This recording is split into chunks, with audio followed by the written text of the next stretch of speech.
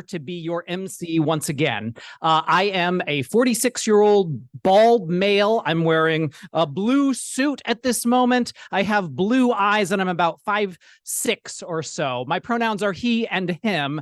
And we are just so grateful for all of you to be joining us in person in this room and virtually as well, because we are streaming Impact Pitch as we do. That's a lot of fun. So thank you very much for those of you who are joining us online. Business Impact Northwest grows businesses that create jobs. They help build our communities that we all live and we work in. They do a really powerful service. And tonight, we have actually come together as the conclusion of a 5-month process. It's basically been a race, and this is the finish line. But for the folks who are probably about to do this, this is the beginning of another race, and we're excited about watching their progress. 70 businesses have competed so far and shown support for the power of entrepreneurship. We have 10 finalists. Each contestant will pitch their business, and then the judges, our esteemed judges, who you will meet in a moment, will have an opportunity to ask questions. Over the contest, more than $36,000 will be given away, including $6,000 for each grand prize decided tonight. Startup, early stage, and established business. Plus, don't forget there's that $1,000 prize for the top voted marketing video, and we will be showing those during our intermission after the presentations.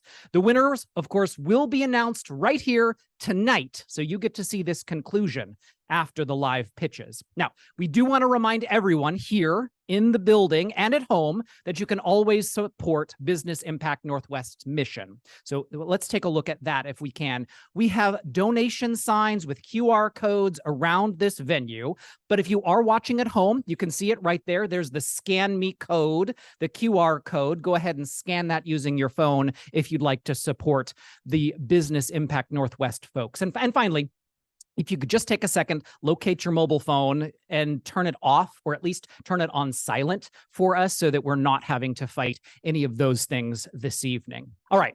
I promised we were going to meet the judges, and I'm going to let them introduce themselves now. Let's meet them one at a time. Who would like to go first? Hello, my name is Scott Beckwith. I'm with Harborstone Credit Union. I have been with Harborstone for 12 years. This is actually my 3rd time judging, and I can't wait to see tonight's contestants. I am a white male, 5'10", brown hair, and looking forward to this evening.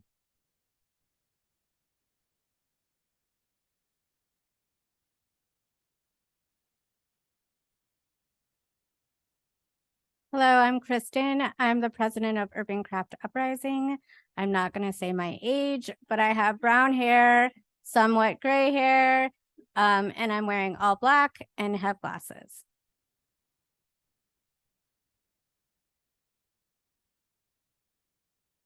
Hello, I'm Nathaniel with Black Forest Mushrooms. I am a white male, 5'7", wearing a botanical and mushroom shirt. And I, too, am very much looking forward to the competition tonight. Thanks for having me. Thank you, judges. And again, thank you, everyone, for being here and for watching online. So let's get right into it, shall we? We're going to start with the startup and idea stage businesses. Is everyone ready? All right, I need that again. Is everybody ready? All right, that's what I like. Misha Dumov with Yarvi LLC, please come to the stage for your pitch.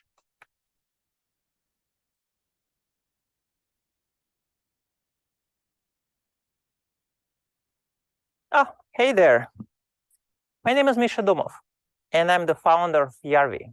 Yarvi is a land conservation connector between land stewards and campers, conserving land through private enterprise.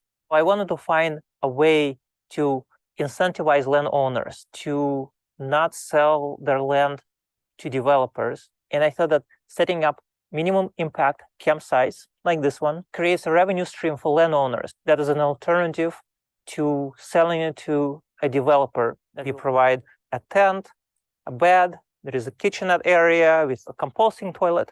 We call it no-barrier camping close to home. Hi, thank you everybody for coming here. Thank you. So I'm Misha Dumov, and I founded Yarvi 2 years ago. Yarvi is a purpose-driven company whose mission is land conservation through camping. Undeveloped land is a limited resource, and we're losing about 200 acres of natural and farmland to development every hour just in the United States. And development is irreversible. This picture shows land loss just in Western Oregon over the past 20 years. Addressing protecting healthy ecosystems can address a number of existential crises we face as a society today, from mental and physical well-being to local food production to mitigating natural disasters due to climate change. And I founded Yarvi as a for-profit company so I could use market-based approaches to affect change. So what do we actually do? We build and install low-impact campsites that we help maintain and operate. Our revenue comes from campers booking our campsites through our web platform and phone apps, and the revenue is split between the landowners and Yarvi. As a two-sided marketplace business, we have two client groups. There are land stewards, or the landowners who are interested in land conservation, and campers. And our land stewards fall into three categories. We incentivize small private landowners who have maybe 5-10 acres of forested land to preserve the land as opposed to selling to a developer by working with us to install minimum impact campsites, and then we split the revenue. And they can make $5,000 to $25,000 a year through that. Land trusts collectively manage over 60 million acres of land in the United States. That's more land than all the national parks combined. What they lack is public awareness about their work and the lands they manage. And we help them with that public awareness through our camping program. And then state parks often outsource recreational activities to third-party vendors like us. I chose camping as a tool of change because camping is a powerful connector between people and nature. It's also a growing industry with strong demand. And for campers, our second client group, we offer a unique product. All our camping sites have standardized campsites, so they offer the same experience, whether someone is camping in Washington or Oregon. We provide all the basic essentials and the comforts, and they're only 1 to 2 hour drive from their homes. And because they're placed in secluded areas, we provide an escape for urbanites from their busy city lives. Our campsites go for about $150 a night, which is comparable to other campsites in that category. And then the revenue is split between the landowners and ourselves. We project to be cash positive within 3 to 5 years. And because of our standardized design, we are scalable. So why am I qualified to run this business? For the first 15 years, I was a conservation and research fishery biologist, working for both government and nonprofit conservation organizations. After getting fired a couple of times, I got a message, and I started a maritime and industrial photography business, which I grew into a team of photographers and videographers, and we now have an annual revenue of 5 times greater than a typical photography company makes in Washington. So why do I want to win this competition? According to my parents, as an immigrant, I was supposed to become a doctor, a lawyer, or a computer scientist. I disappointed them by becoming a fishery biologist, and then disappointed them even more by becoming a photographer. So winning this competition would show them that I'm not a complete failure. Right, Mom? Thank you.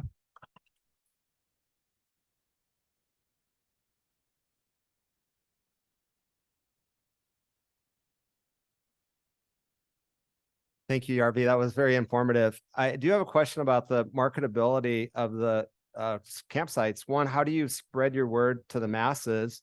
And then the secondary question is permit for allowing campsites on the land that you want to use. Is there any issues with governmental regulations or neighborhood objections, and how do you overcome that? So it's all very county and state based. For example, I just had a conversation with a person for the Nature Conservancy who manages all 700 of their properties. And I met him by going to land trust convention that happens every year. So they're interested in setting up campsites, for example, and they're talking to different companies that haven't found the right solution. So that's one way. With small private landowners, it's going to social media, of course, but it's also going to public events like farmers markets, where you actually find the targeted groups who might be interested in camping. How would you said you help them like build the infrastructure and stuff, but how do you help with like cleaning up? I know that's a lot of work for a lot of people that deal with Airbnb and stuff like that. So it depends on the type of a client group I work with. Land trusts, for example, they don't have the money or the people to service those campsites. So we would provide the staff. In exchange for that, take a higher share of the revenue. Small private owners who may be living not far from the property, they would be servicing after guests, but then they get a higher share of the revenue because of that. Great presentation. Absolutely love it. Your branding is beautiful. I think my biggest question is around operational expenses. What does it cost you to set up a new campsite? And at what point do you start seeing an ROI on each individual? And let's say you set it up, and then how long until you're profitable on that and you earn that back? Yeah, so each campsite costs us about $10,000 to $12,000. And then there are a couple of different ways we recuperate that. One is one model is going to an investor and saying, you help us set up a couple of campsites, and then you see the return on that after about 3 to 5 years.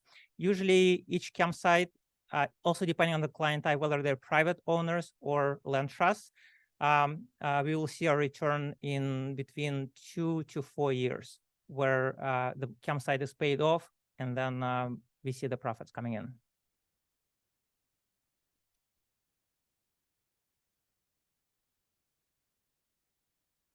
Oh, thank you. Thank you, everybody.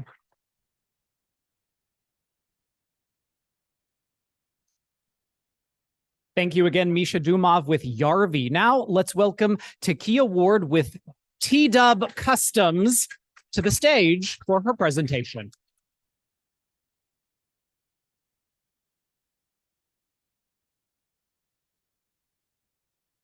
Hello, my name is Takia Ward. I go by T-Dub, and this is the Resole 206. We are Seattle's first dry cleaner for sneakers. There's a good chance if you look down, you're wearing sneakers, and an even better chance that those sneakers need some love, and that is where we come in. Our mission is more shoes on feet and less shoes in the landfill. So whether you're an athlete who just busted through your go-to shoes, a sneakerhead who needs their collection to stay pristine, or someone who simply enjoys clean, wearable shoes, the Resole 206 has the services you need. Through workshops and events held at our state-of-the-art facility, we are set to make Seattle the sneaker care capital of the Northwest. That's the Resole 206, putting the soul back in your sneakers.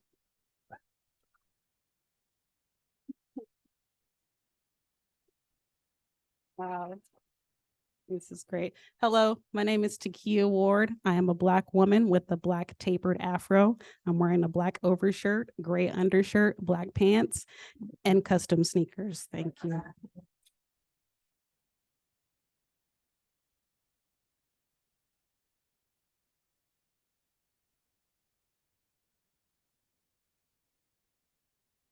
An accident turned hobby, turned business. The Resole 206 is the culmination of over 20 years experience in the sneaker customizing and care industry. Hello, my name is Takia Ward, founder of Resole 206, and I'm so excited to share with you a little bit about why we do what we do. From my perspective, our society is facing a huge problem: overconsumption without care. This looks like 300 million shoes annually being thrown away, and that's just in the US. Our solution: immediate intervention via the services we provide, and long-term education via workshops and events. Like our Train for Hire program that seeks to engage the youth, like those at Garfield High School, where I got my start in customs, and careers in sneaker care. Textile waste, number 2, only to oil and gas, an environmental catastrophe. Our belief, add life, prevent waste. We invite our customers to stay and talk shop at the Resole because we believe that engagement creates careful consumers. Take a look at this graph, you guys. $380 billion globally moving through the footwear market. And none of these companies participate in the care industry. The Resole 206 does the work of educating consumers on what they buy. And let's face it, folks, sneaker culture is on the rise. Companies are constantly collaborating with celebrities, athletes, influencers, and everybody is trying to capitalize on that high value market. Brands like Rejuvenator, Angelus, Jason Mark, all demonstrating huge success for the sneaker care industry over the past decade. But my favorite aspect of this market is the low barrier of entry. I started T-Dub Customs on a folding table in my mom's living room. And here we are, 7 years later, about to open our very first store.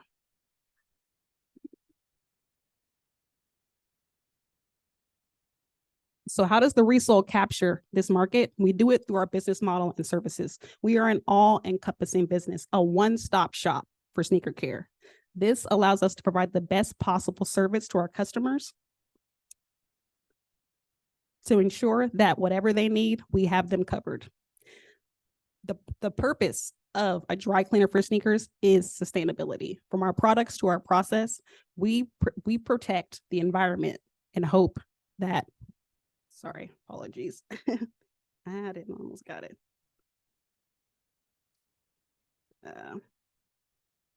Products to process, we prioritize the environment so that our work does not undermine our mission.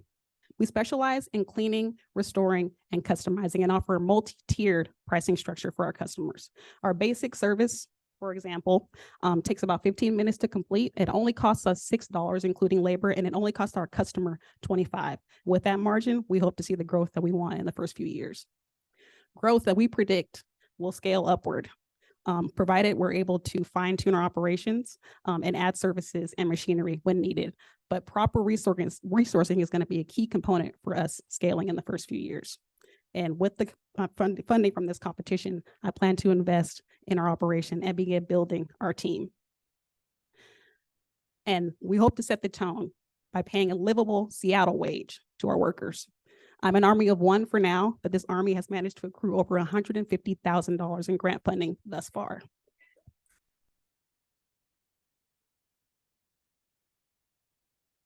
The Resole 206 is on a mission to change the way we consume footwear by integrating care. We hope you'll join us on this journey. Thank you so much.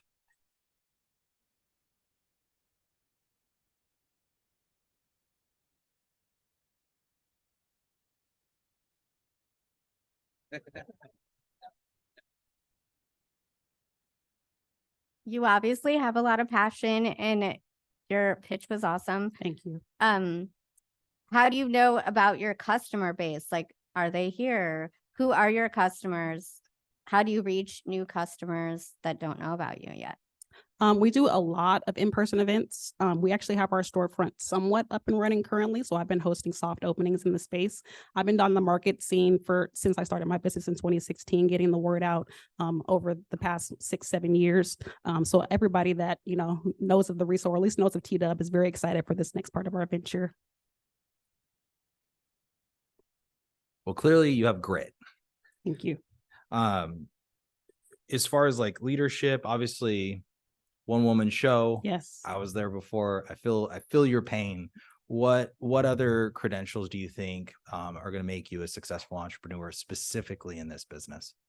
Ooh, that's a good question. I have been challenged the past few years, I would say, in a number of ways, creatively and professionally. And I've been thrust in situations where I've had to show up in ways that I didn't think I was capable of before, whether it be working in media, working with arts collectives like the Vivid Matter Collective that I actually running this business as well as several other businesses at the same time. I'm confident in my ability to do what I do, and I'm very passionate about what I do, and I know it very well. It's really just about getting that support to take us to the next level. Thank you. Do you think the most compelling reason that your business will succeed would be the environmental piece, which is, to your point, there's 350 billion million shoes that are going to Yeah. waste, Yeah, and none of the manufacturers are involved in recycling these shoes. correct. And we all have shoes that have sat in our closet forever, and we'd love to bust them out if they're fresh and clean. Exactly. Or is it just the fact that people need a pair of clean sneakers from time to time? Because I think there's a strong opportunity with the angle of environmental. Right. So can you speak a little bit more about the differentiation, like how you might target one more than the other? Oh, that is a great question. I would imagine we would show up however we need to, depending on the customer. I think people are interested in this business for a number of reasons, like you spoke about just now. And I think, again, going back to that all-encompassing aspect of what we do, we want to be able to take care of whatever the need is when it comes to care for sneakers. I mean, obviously, $380 billion globally. This is a huge market, and I do not plan on cleaning every shoe in the world for the rest of my life. But we do have ideas on how to scale and how to be able to cater to our customer, no matter the issue. Yeah. Thank you.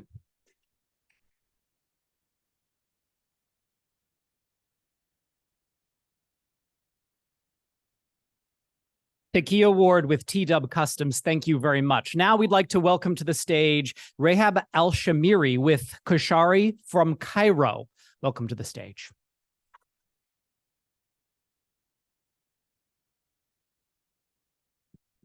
Hi, my name is Rehab Al-Shamiri, and I'm the founder of Kashari from Cairo. Come enjoy authentic Egyptian cuisine, cooked fresh daily by our born and raised Egyptian chef with over a decade cooking experience. Meet the chef. His name is Mohammed. He's a wonderful husband, father, and cook. We're bringing the Middle Eastern North African community a place called home away from home, right in King County. My brother is our inspiration, and he lives with Down syndrome. My hope is to spread awareness of different abilities by hosting events and providing a safe space to have fun. Our menu is short and sweet, specializing in Egypt's most popular favorites. We cook our food fresh daily with quality ingredients, follow all health guidelines, and we offer a safe space for more than just good foods, but socializing and entertainment as well. Thank you so much for all your support.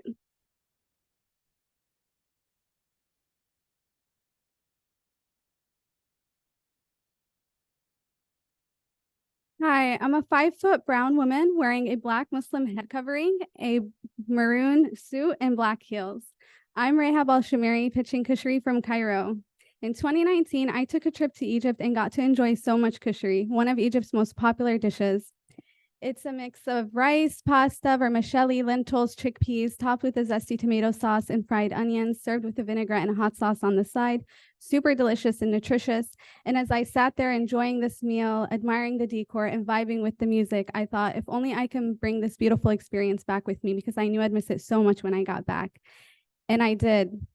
The Egyptian restaurants here in Washington either don't specialize or offer Egypt's national dishes. They are considered more Mediterranean than specifically Egyptian. So we're missing that flavor and culture.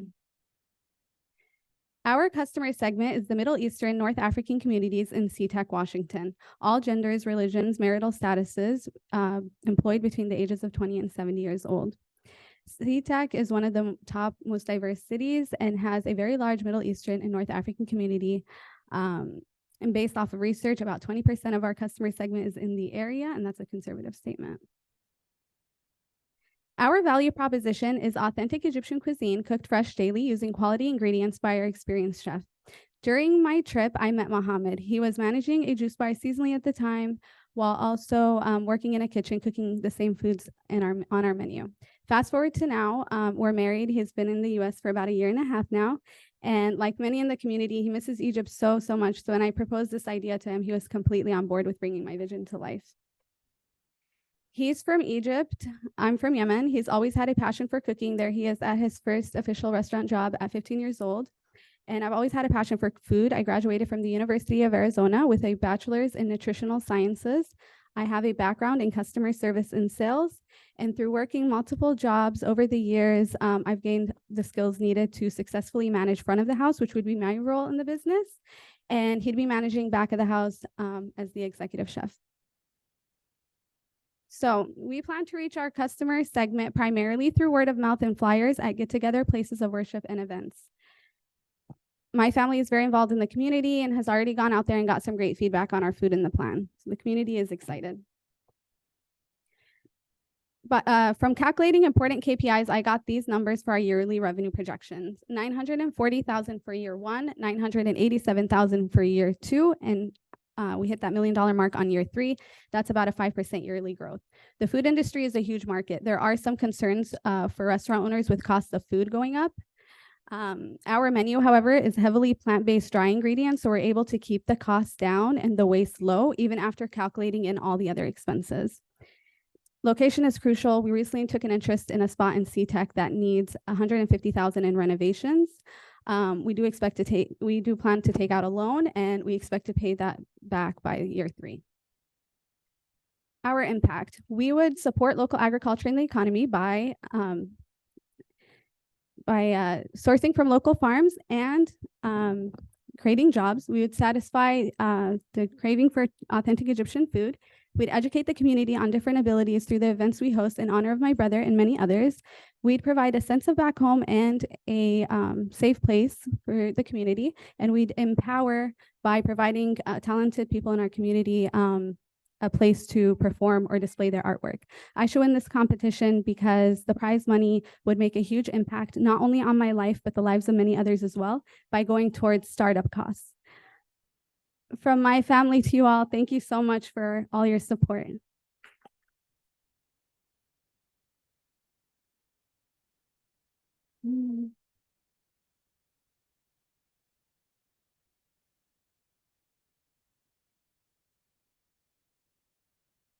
Great pitch. I know you're a little nervous, but you nailed it. Thank you so much. Can you elaborate a little bit more on your community impact? I know you talked about the pain point and what you're solving there, but how do you feel that your organization really helps support the community and provide that impact? That's a good question. So having a place where we, like the community, can get together, especially since our community does face discrimination. So having that safe space and also introducing people outside of the community to our, to our culture, and it helps like build allyship, like friendship and understanding and trust. So it make a huge impact on like in a social way. Thank you. Can you talk a little more about the leadership and how your experience of like running an actual kitchen? Because I know that's a lot of work. Yes, yeah, that's a good question too. So me personally, I haven't run a kitchen and I haven't worked in a kitchen, but I have a lot of experience, juggling a lot of multiple jobs at once. I went to school full time. I studied. I worked full time customer service and sales. So all of that, like I was able to gain skills needed, like work under pressure. And also in college, I took business courses. So, I have, and I'm very confident that I would be able to successfully manage the front of the house. He knows more about the back of the house and the kitchen. He's worked in kitchens, for most of his life. So he is, he knows more of that than than me. But yeah, the managing part, I know that I'll be very successful at. Do you see your product going out to like events where there's catering services, or is it strictly in-house dining? And kind of expand on different ways you can bring in new customers. Yes, yeah, we definitely do plan on doing catering services, and so that also contributes to the growth, our yearly growth. And we also plan on having like a rewards program, a loyalty program, so we have customers coming back. And and as we are able to put more money into like marketing, we would branch out outside of the community to foodies, those who love to try new things and travel. So, but yeah, so, thank you so much.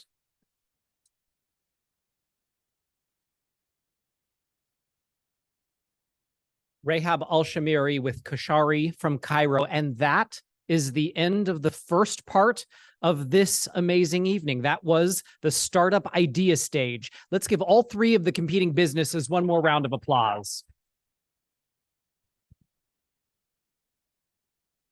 And now we are moving on to the early stage category. So let's bring Megan D with Oracle Wellness Co. to the stage.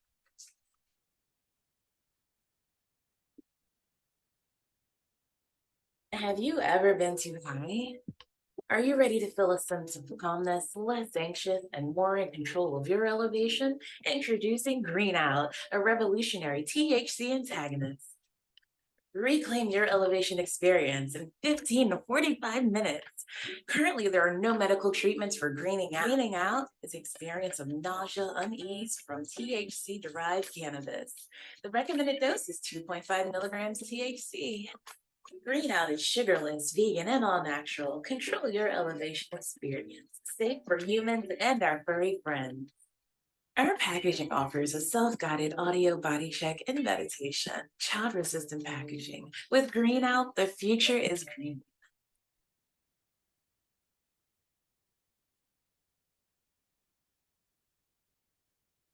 Hey, I'm Meg Gandhi. I'm a melanated woman with a white afro and white glasses, wearing green.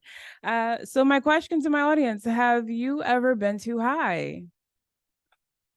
It's okay if you don't answer that. You have colleagues in the room, I get it. I was high for 2 days once on another planet. It wasn't fun. I didn't know how to exit my experience. But more recently, I was on vacation and I took a gummy. Just like this. This is 25 milligrams. Half of this is my happy place. I took the whole thing. I was on vacation. So I found myself in high anxiety. I was in the mirror, tears rolling down my face, and I knew that I had the answer to help bring me back. I used my product, Green Out. It's a spray, sublingual, under the tongue. And in 15 minutes, I was able to reclaim my elevation. I wiped the tears from my face, and I thank myself for creating this product. I established Oracle Wellness Co. in 2018. It's a legacy brand. We make plant-based wellness solutions for a higher quality of life. Small but mighty team. We have distributors in Portland, Oregon, but we're looking to expand globally. Currently, there are 25 legal states in the US that have recreational and medical cannabis. 3 countries have fully legalized. So if you're interested, head over to Thailand, Canada, or Uruguay. We are seeing children show up in our emergency rooms more with these legalizations because they think something like this is just candy. But greening out is where you feel nauseous. You may feel a state of psychosis. You may feel like you're dying or hanging out with some really cool aliens. But Green Out is the THC antagonist that our industry needs. We are currently pending a non-provisional utility patent. Our product was accepted into Oregon dispensaries. So we want to implement something called Green Out Guards. Green Out Guards are certified cannabis safety civilians. They may be versed in applying Narcan, a defibrillator, or CPR. We do need these people on the streets as legalization is becoming more and more apparent, because sometimes we do think it's just a brownie. So the big question, how does it work? Well, we all have endocannabinoid system as mammals. Our endocannabinoid systems absorb the delta-9 THC cannabinoid, which is why you may feel too high. Our simple formulation of hemp cannabidiol, beta-caryophyllene terpenes, and MCT oil derived from coconut oil work with our CB1 receptors in our brains.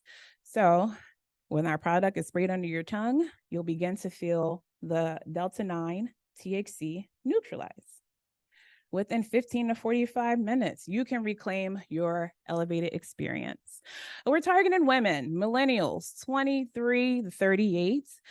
They have about a cannabis spending wallet of 66% towards CBD products in comparison to men. Our US cannabis market is expected to reach $38.2 billion by the year of 2028. So our product is a solution also for animals. So pets tend to have a more higher sensitivity to cannabinoids. They have more receptors in their brains. But no worries, Green Out is here for your furry friends as well. Our current go-to-market strategy. Well, we're somewhere around phase 1, phase 2. Phase 1, we're looking at tourism. My son and I have been traveling the Western Seaboard, hitting colleges, talking to them about Green Out because they need it. Phase 2, phase 2, we're looking to do secondary e-commerce platforms. In phase 3, we're looking to be in big box stores. We're talking PetSmart, Petco, Chewy.com. And our price point is accessible. We wanted it to be able to reach the right people. At $22 is what our price point is, MSRP. The cost to create is $3.54. Our projected forecast, as you can see, the future is green, 57,000 year 1 and up to 177,000 year 3. We're looking to exceed that if we can establish medical. Sorry, okay. Thank you. That is my time. Much appreciation.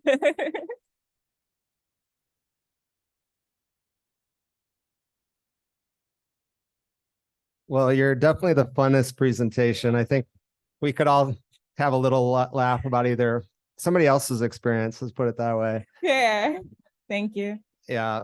So anyway, thank you for that. I enjoyed it. Can you speak a little bit about, I mean, this has to be a very difficult market to break into. And I know you travel the West Coast and spreading the word, but have you considered partnerships or getting involved with someone that's maybe a little further along in the journey and another complementary type product? Or, you know, the supplement product industry is huge, and it seems like there might be some opportunities there to like accelerate your growth potentially. Maybe you could speak to that. Yeah, absolutely. We would love to partner with the right company to bring this into fruition. We are reaching out to organizations that work with Narcan, so public safety organizations, the campus stores as well. So if anyone is interested, please reach out to me.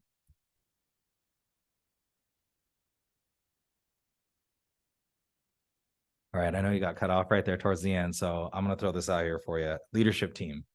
Yes. Can you talk a little bit about leadership? Sure. Thank you so much. Absolutely. So I am a one-woman show. I do have 1099 contractors when I need to bring them on for shipping and packaging. I do have a co-manufacturer that is creating Green Out. So that's my team for now. I'm not interested in overhead if I don't need it.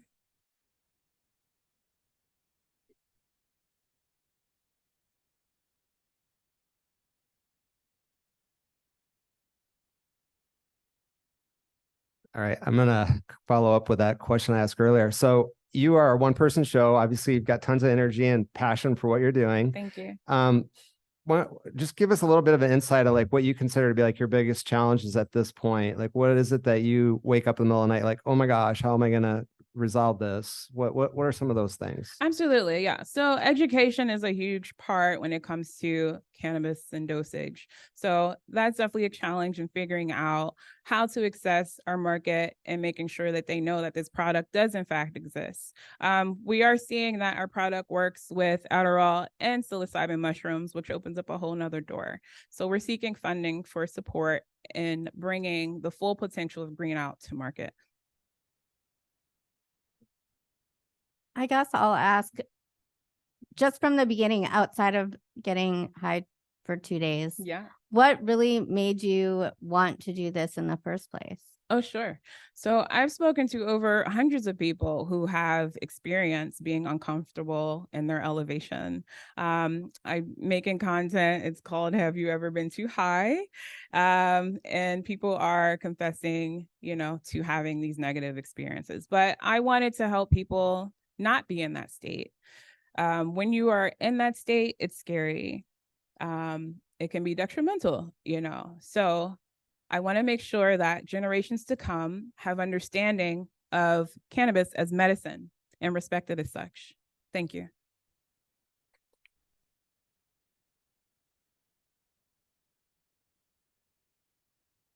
Thank you.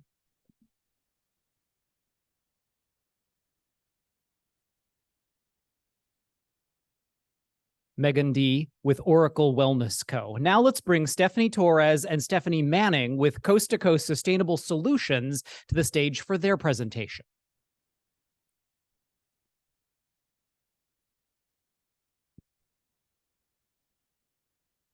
Are you tired of buying paper and plastic products only to use one time and buy again and again and again?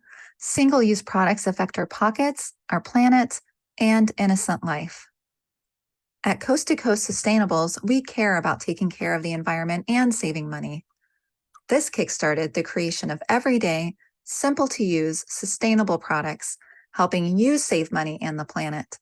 Sandwich wraps, snack bags, and reusable paper towels are meticulously designed to be long-lasting, simple to use, and washer and dryer safe. It's time to reduce waste, reuse, and rethink how we live for our pockets, planet, and life.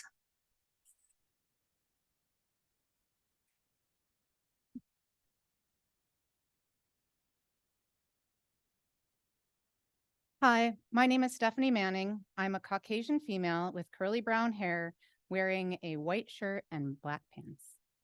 Hi, my name is Stephanie Torres, and I'm a Caucasian female with long brown hair, wearing a floral dress and blue leggings, and we are Coast to Coast Sustainables.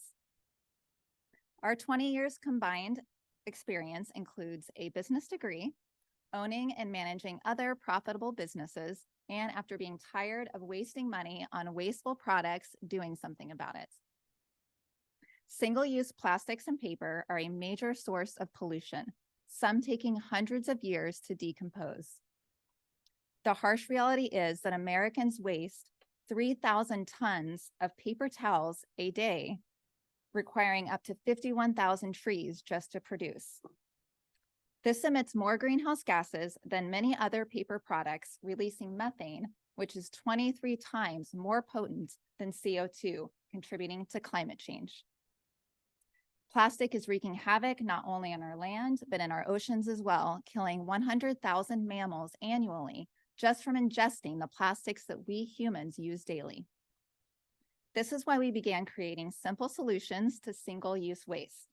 Our customers continuously tell us how much they appreciate our value proposition, providing products with lasting value and quality that make them a worthwhile investment.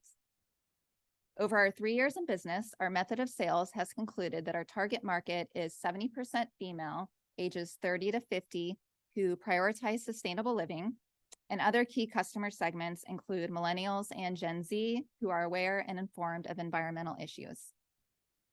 Sustainable products are quickly becoming high in demand, offered in local shops like refilleries to big box stores like Target. In this photo on the left, we are educating customers about our reusable products, where at markets like this one have been a big part of our business, providing a lot of direct-to-consumer sales and gaining significant feedback. Opting to invest in reusable products not only has a significant impact when it comes to the environment, but also when it comes to one's financial well-being. When purchasing single-use products, you have no choice but to continue to spend with no end in sight. The average household spends over $750 in 3 years on just paper towels alone. We track everything. Each product created takes into consideration the cost of materials, time it takes to produce, plus overhead. As for longevity, it is not uncommon for repeat customers to come back often for other products and buy on behalf of family and friends, becoming strong brand advocates. We have witnessed a demand for our products firsthand, and we have numbers to prove it. Our business saw an 82% increase in revenue from 2021 to 2022, and our forecast shows a similar increase in 23.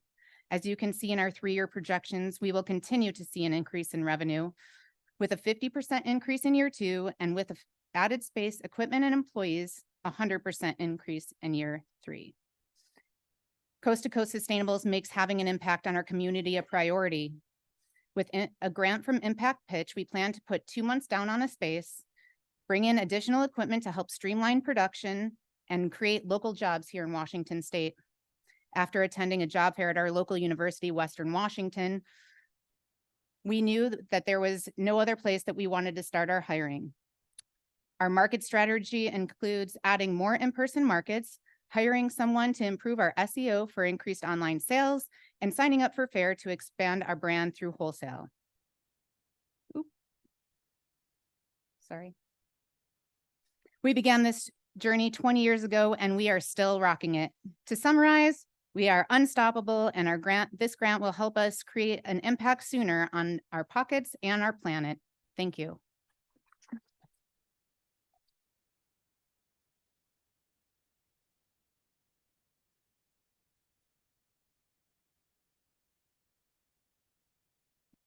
I feel like this product is so cool, and I feel like maybe 15 years ago it was very different and unique and not around a lot, but I do see a lot of this stuff now. So how do you stand in a crowd of other people doing similar things? It's a really good question. There are competitors out there, and I would say the number one is that our quality and design, and not being biased, just from ourselves. We hear this being at markets all year long. We've done 60 markets plus this year, and working with retailers, local retailers, and some out of state. They have carried products like ours, or people have bought products like ours, and they come back and return again and again. Our wholesale accounts continue to buy from us, saying that our products exceed in quality, and they're seeing the designs that are just well loved. So I hope that answers your question. So how long do these typically last? I mean, they have a life cycle. Like what would be a normal expiration date for this product? Good question, because we are all about making things that last a long time and not having to throw them away. Mhm. So Stephanie, would you like to answer that? Yes. So for our retowels, both of us have used the same retowels over and over for 3 years. And basically when we find them to be well loved, we then change them into our dusting and floor mopping. So it's typically, I mean, I would say a 5 to 7 year product. We started sourcing our splash fabric, which is laminated cotton. It is a very one of a kind product. So other people making similar products, they don't use the same cotton laminate that we use. It is a local small business from Seattle. And what it is a washable from your washer and dryer, or you can wash it by hand. It dries quickly, but we've sourced the product for 2 years, and there is no signs of wear or breakdown. So I have no idea at this point, but 2 years running. So, and there's no breakdown or wear. So we're in love with this product as well. So that's why I feel like we're higher than our competitors.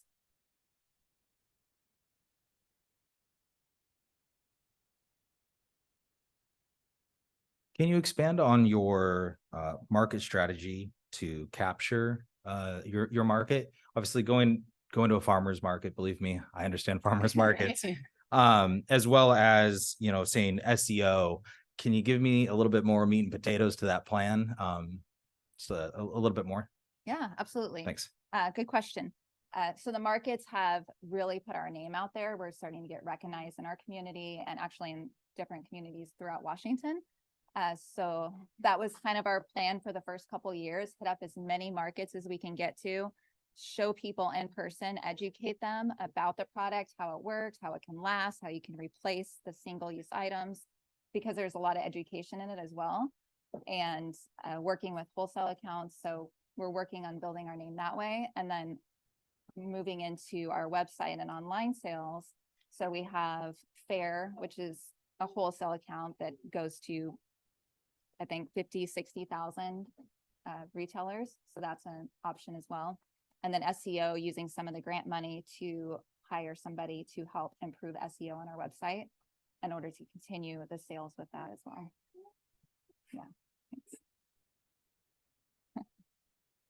Oh, Thank you. Thank you.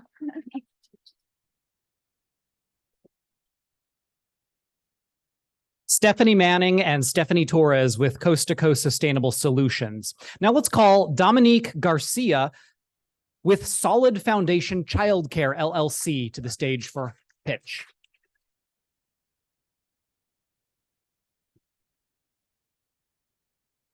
Do you worry about being able to afford childcare? Well, the solution has arrived. Solid Foundation Childcare is a certified in-home classroom. Our weekly services offer an enriched, inclusive learning experience with a play-based tailored curriculum. We focus on whole person health to help build a solid foundation of self-love, academic skills, and daily life preparation. Solid Foundation empowers families by making a way for work. Solid Foundation has strategically partnered with state-funded programs that will pay 100% tuition to income-qualified, underserved families that live in Multnomah County. Teachers at Solid Foundation are changing the world one child at a time.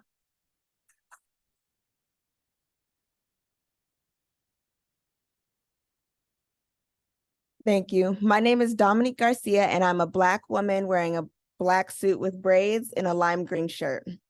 Hello, everyone. I'm the owner of Solid Foundation Childcare, and I'm a mother of 5.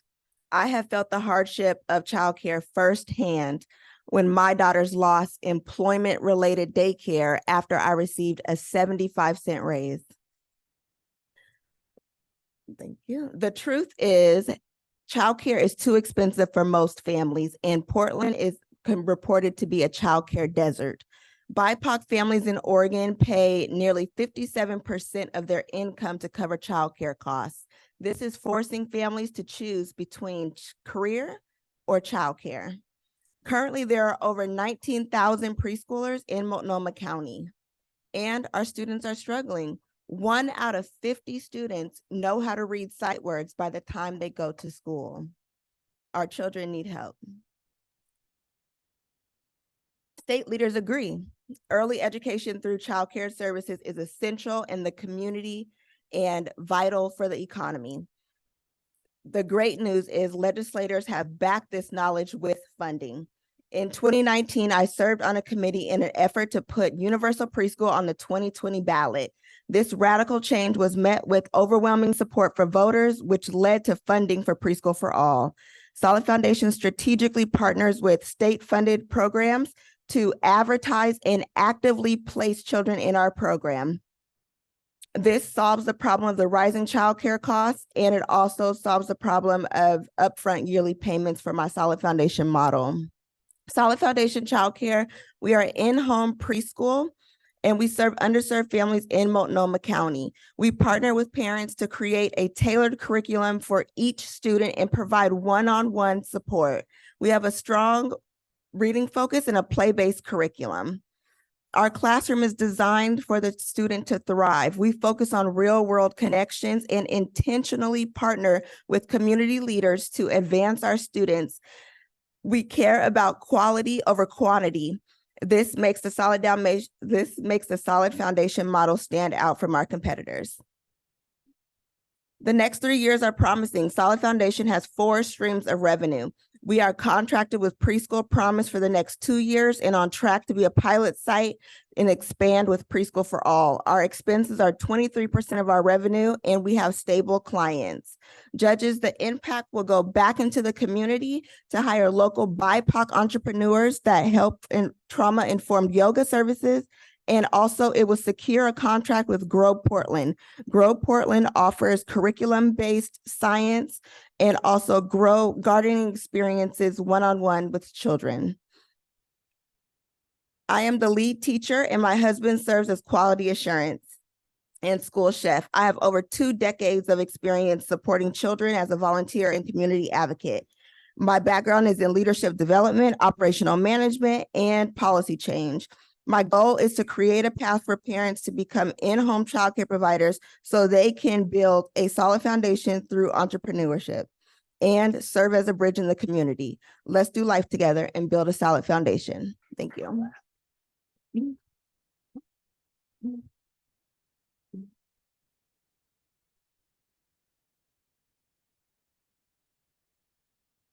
I could feel the passion. I think all the way in the back, if I was still sitting back there, I'd feel that passion. And I appreciate that. I have a lot of respect for it.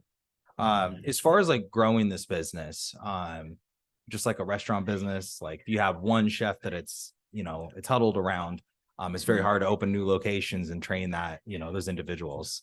I know, I agree. That being said, I see this kind of, you may be experiencing the same, is you have that passion and that drive.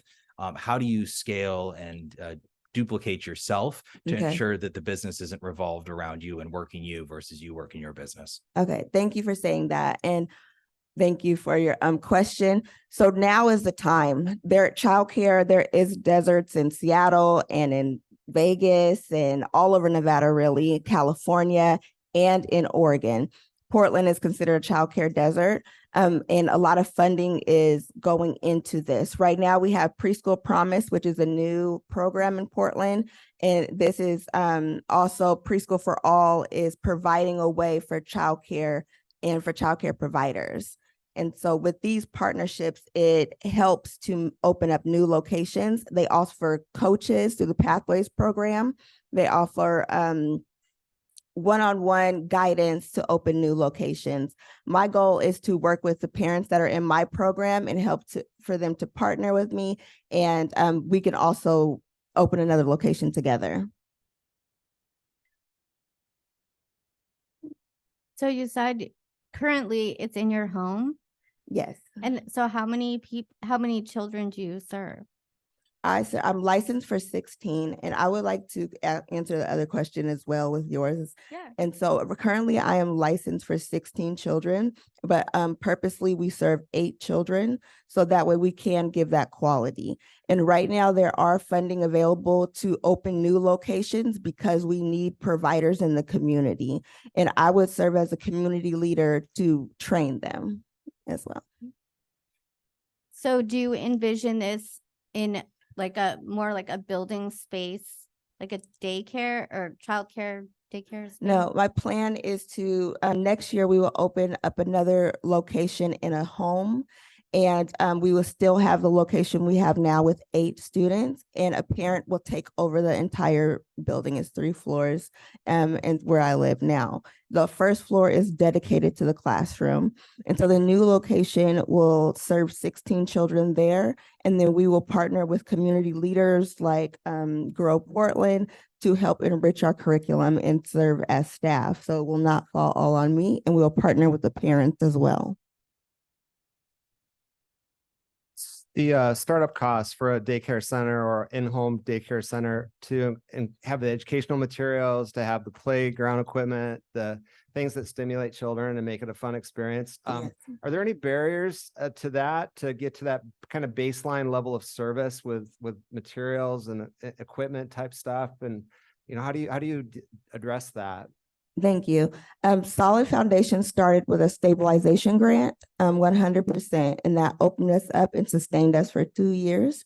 And we are partnered with Preschool for All, and Preschool for All offers affordable rates. So that way we are able to have curriculum. That's actually one of their requirements, is to have the curriculum. And Solid Foundation received a grant from Preschool Promise. Okay, thank you.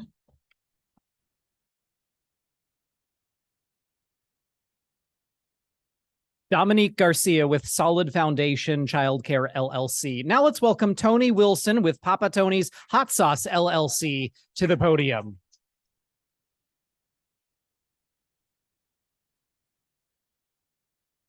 Papa Tony's Hot Sauce was created in New Orleans during the pandemic and now produced in the heart of West Seattle. Papa Tony's will deliver high-quality hot sauces using fresh ingredients with no artificial preservatives that includes 30% locally sourced ingredients. We serve the target audience of spice-loving folks between the ages of 10 and 50 who are passionate about patronizing local small businesses. We pride ourselves in not only delivering a delicious product, but doing so in a way that can positively impact the community. We source 30% of our ingredients from Washington farms. We also pride ourselves on providing mentorship and using our platform to motivate others to tap into their inner entrepreneur.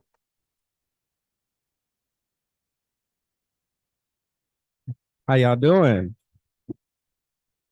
I am a Black male wearing a blue suit with a pink shirt, and my business is the 2023 Emerging Business of the Year. One day while shopping with my wife, I ran to the habaneros and started throwing them in the cart. My wife said, "What are you doing?" I said, "I have no idea." I went home and made a garlic and a mango habanero hot sauce for dinner. And after posting on social media, people started asking to purchase. I sold 300 bottles in the first month. The hot sauce category is very competitive, with new brands popping up left and right. But there's a couple issues that I found. A lot of brands have a lot of heat with no flavor, and some have great flavor with no heat. Also, many of them are packed with a lot of artificial coloring, preservatives, or additives. The category is in need of a product that has exceptional flavor, but also has a good balance of heat to satisfy those who are spice lovers and those new to the category. Papa Tony's is that product. Papa Tony's will deliver high-quality hot sauces using fresh ingredients with no artificial preservatives that includes at least 30% locally sourced ingredients. Now, our company is rooted in community connection. We go by the African proverb Ubuntu, which means I am because we are. We would be nothing without the love, time, and talent bestowed upon us by the community. We have 8 part-time employees who are all aspiring entrepreneurs, giving their time and talent to helping us grow. We give them access to mentorship and resources so that they can reach their independent goals. And also, we reinvest in our community, giving a portion of our profits to help Black men receive mental health treatment, as well as catered lunches for school staff. Now, here's our business model. It starts with our e-commerce through our website, then our retail with 16 weekly farmers markets and other special events, and then our wholesale operation, where we currently are in 50 accounts as well as all 16 PCC stores. And I'd like to add that we have sold over 26,000 bottles of hot sauce in 2 years.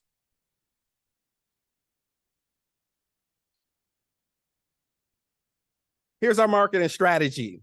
First is our farmers market presence and in-store demos, where we do product sampling. We have found that it's proven that if folks sample all of our products, they're more likely to purchase. Next would be our news and press features. As you can see here, we've been on Fox 13 Live.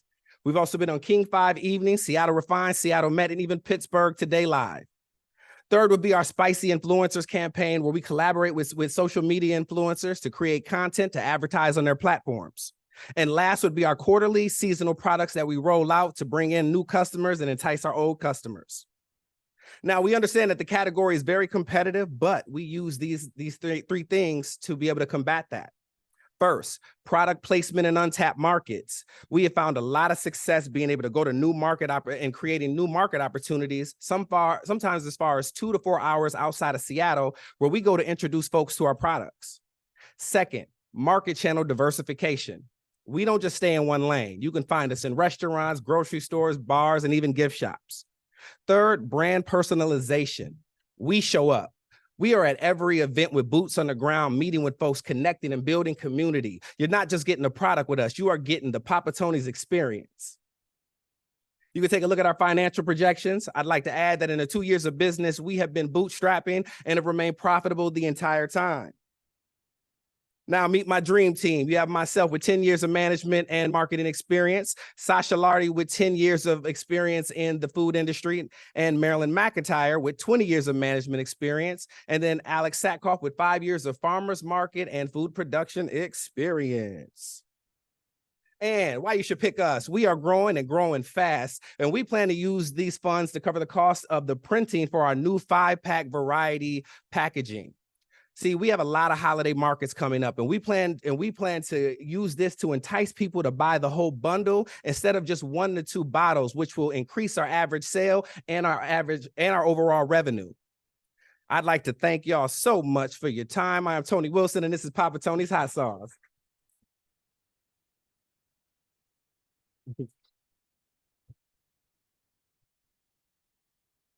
Thank you for that. That was wonderful. A lot of energy, kind of brought the hot sauce with your presentation. Bring the spice, baby. So I want to start by commending you on being profitable from day one. Like, it's not easy with a startup cost and getting your product out there to the masses. And can you speak a little bit about, you said that you go to various markets. Thank you. Farmers market, yes. And even willing to travel to do so. Now, once you do that, do you have to go back and like reintroduce your product, or you just stay on those and have a consistent schedule? Yeah. Okay. So what we do is, so what we'll do special events in places like we're going to Chehalis in a couple weeks. And, you know, what's cool about that is we go out there for these events, we connect with promoters and event organizers, and they give us booths. And what it is we sell a ton of product out there because literally no other brands from the city are coming out there. So folks just like flock to us with that. And then when we come back 2-3 months later, they're literally like forming a line like, man, we saw you a couple months ago, blah, blah, blah, just like excited to see us again.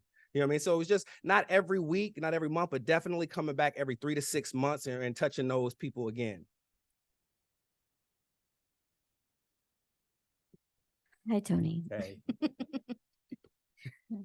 Obviously, we love you. And I see you at these events that you're talking about, and you always bring the heat. And you, as a person, just have a lot of passion. But when you're not there, and I know you have your dream team, but like, how does your packaging on a shelf tell your story and like, you know, show that passion there when you're not like there to be, introducing your product? Like as far as like on the shelves or at an event? Well, okay, so that a part of that is, I think that's what works with us is that our packaging is subtle, right? There is like a lot of hot sauces that use the devil regalia and all that kind of stuff. We use a subtle, like really comfortable, approach to our packaging, and folks are drawn into that because honestly, like we are in PCC. I have now seen that there is like a group of people that literally purchase us only from PCC. So when they like met me at markets, they're like, man, I've been buying this for like 6 months, and I'm not, now they're just meeting me there. So I think the packaging, thanks to my wife, holla at you, it is warm and inviting, and I think that brings people in and makes them like, man, let me try this. And then it's like self-explanatory with the type of flavors we have. Mango habanero is a really popular flavor overall, so folks are like, oh, I'm willing to give this a try, and then they realize it's the best mango habanero you can get, so then they come back for more.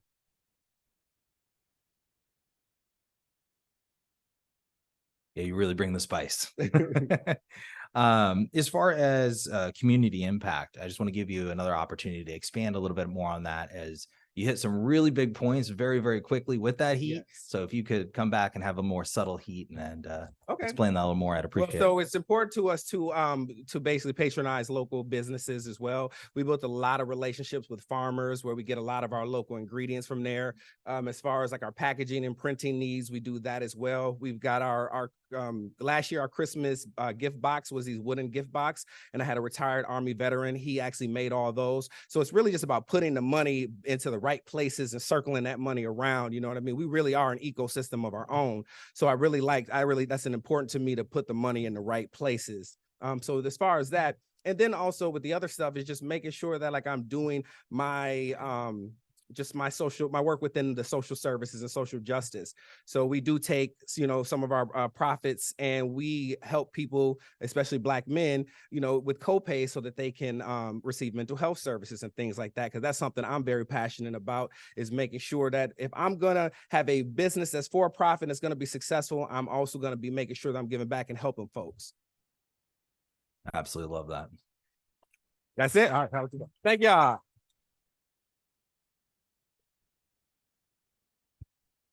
Tony Wilson with Papa Tony's Hot Sauce LLC. And those were the 4 businesses for the early stage category. Let's give them all one more round of applause. And now we move on to the final category of the evening for pitches, established businesses category. So let us have Frederick Brooks with Sound Sports Performance and Training come to the podium.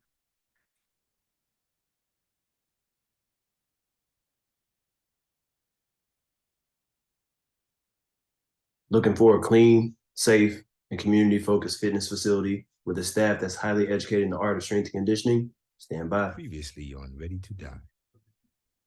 Let me be the first to introduce you to Sound Sports Performance and Training. We are a Black-owned, veteran-owned strength conditioning company that focuses on anaerobic strength training for our athletes, both youth and masters, our everyday athletes, and even our elders. Here we integrate athletic skill building with proven exercise science to achieve optimal performance, mental wellness, and longevity in sport, and like whether it be within our facility or in our community, we strive to bring people a better life through fitness while inspiring the next generation to follow suit.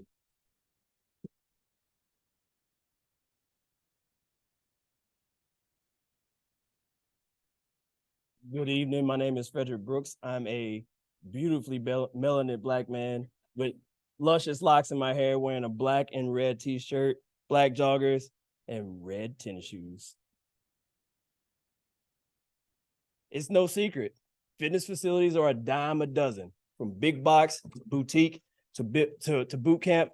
There's no shortage of places and people to train. So why add to the saturated market? Because most of these places are crowded, they're impersonal, they don't work with special population like kids or the elderly, and they're not really geared towards sports performance.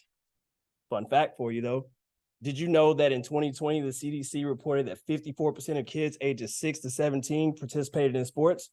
And did you also know that the attrition rate or the turnover rate for a trainer is anywhere between 80 and 90%? So if kids are training, but trainers are leaving, it just goes to show you that there's a compelling market for this industry in the nearly 40,000 people in the city of Linwood alone. Good evening, my name is Frederick Brooks, and I'm the owner of Sound Sports Performance and Training.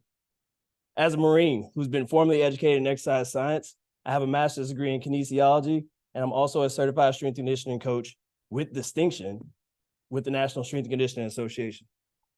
All right. I started this business in 2016, but it's never been just a hobby for me.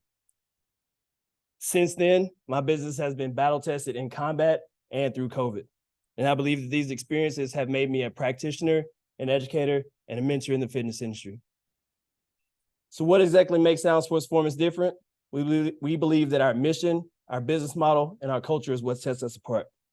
Our mission is to meet the strength and conditioning needs of each of our clients through sound practices while adhering to the basic exercise principles while developing the pillar components of fitness.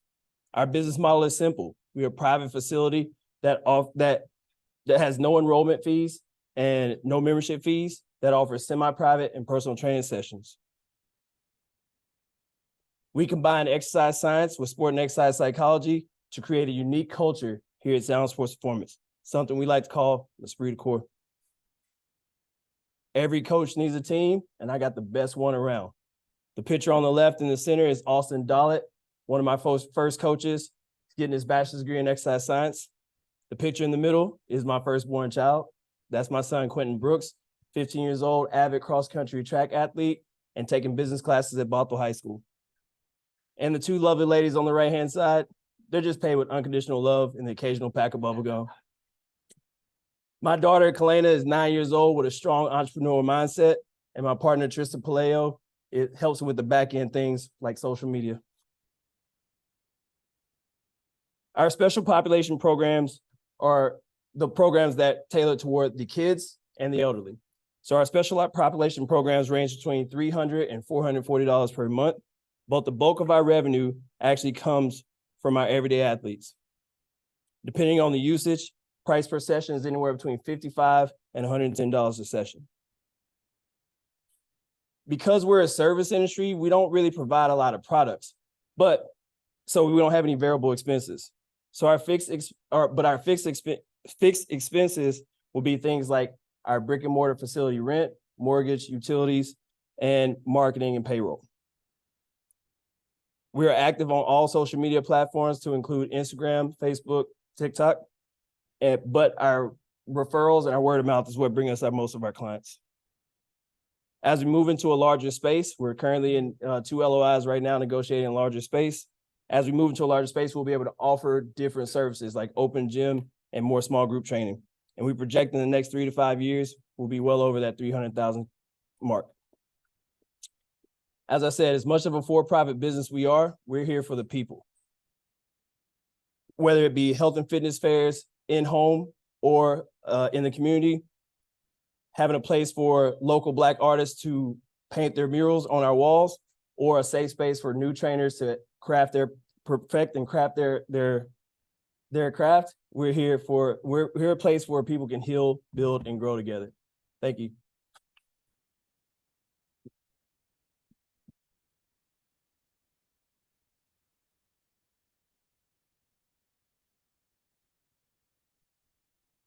Wow, there's so many directions to go with this.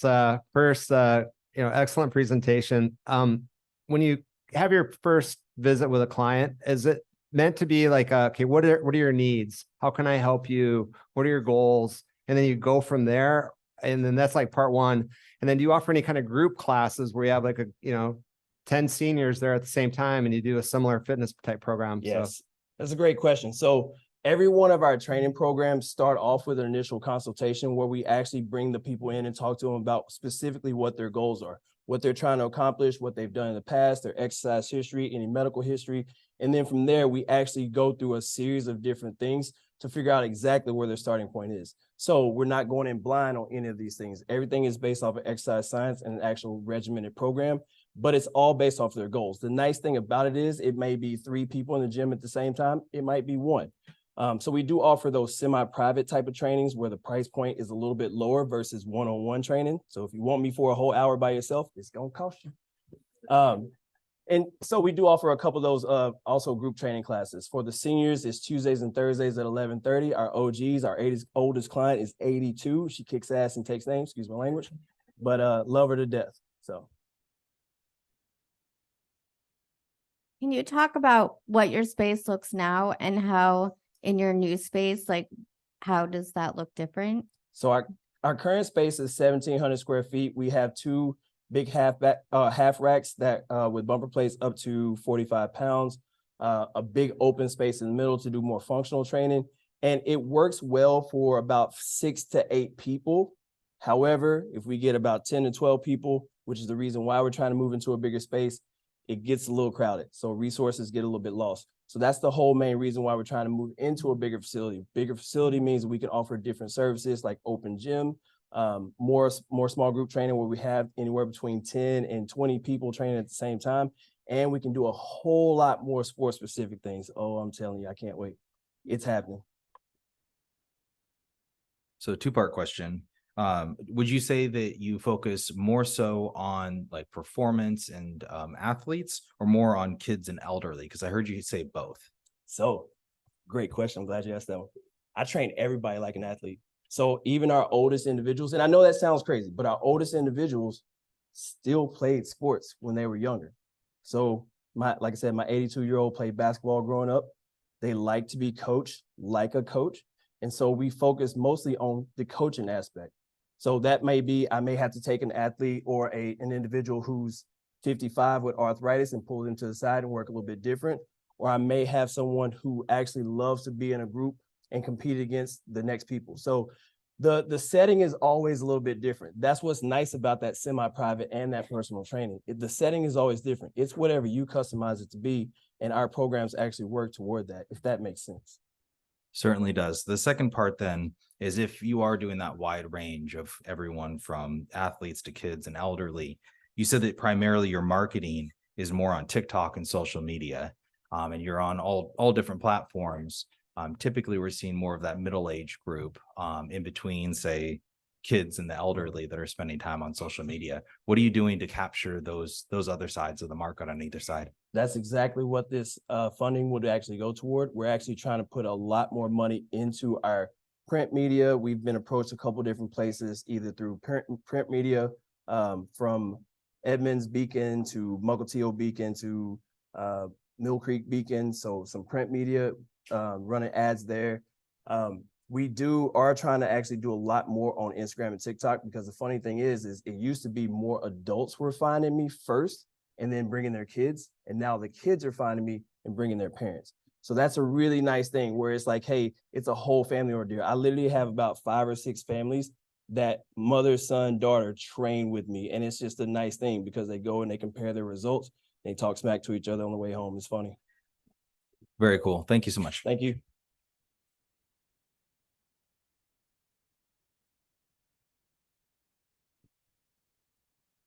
Frederick Brooks with Sound Sports Performance and Training. Now let's bring Peter Dumas from Playback Sports LLC here to the podium for a pitch.